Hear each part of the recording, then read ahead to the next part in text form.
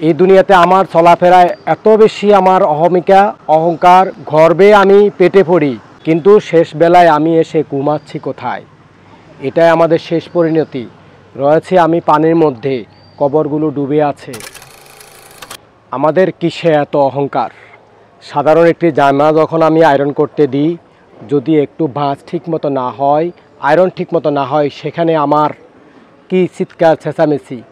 গাড়ি দ্রুত করতে দিই, সেই গাড়িতে কোথাও একটু ময়লা লেগে আছে, এটা দেখে আমি সেট করে উঠি। আমার অহংকার, আমার আত্মচিৎকারে দুনিয়া একাকার হয়ে যায়। এরপর আমার যে গাড়ির ড্রাইভার আছে, তার একটু ভুলে তার বেতন কর্তন করি, তাকে শাস্তি দিতে আমি ভুলি না। এই দুনিয়াতে আমার চলাফেরায় এত বেশি আমার অহমিকা অহংকার, গর্বে আমি পেটে পড়ি, কিন্তু শেষ বেলায় আমি এসে ঘুমাচ্ছি কোথায়? এটাই আমাদের শেষ পরিণতি। রয়েছে আমি পানির মধ্যে, কবরগুলো ডুবে আছে।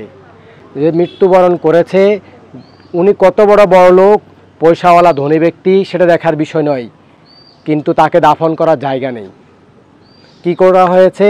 আমরা দেখেছি লাশকে কলার বেলা বানিয়ে সেখানে বাসিয়ে দিতে। আর সর্বশেষ আমরা দেখতে পাচ্ছি এখানে পানির নিচে শুয়ে আছে অসংখ্য মানুষ। এদের মধ্যেই তো কেউ না কেউ ছিল এমন। আমি সামান্য ঠান্ডাতে ঘুমাতে পারি না, সামান্য রোদে ঘুমাতে পারি না, সামান্য গরমে ঘুমাতে পারি না। মানুষের সাথে চলতে গেলে কথাবার্তায় আমাদের একটু ধৈর্য থাকে না। আমি যখন রাস্তা দিয়ে যাই, মানুষকে মানুষ মনে হয় না। সামান্য একটু ক্ষমতা পেলে আমরা দুনিয়াকে একাকার করে ফেলি। নিজের প্রতি নিজের আত্মবিশ্বাস আমরা হারিয়ে ফেলি, যে আমাকে দিয়ে কি হবে, আমার জন্য ভবিষ্যতে কি অপেক্ষা করছে, জীবনের শেষ পরিণতি আমার কোন পর্যায়ে গিয়ে পৌঁছবে।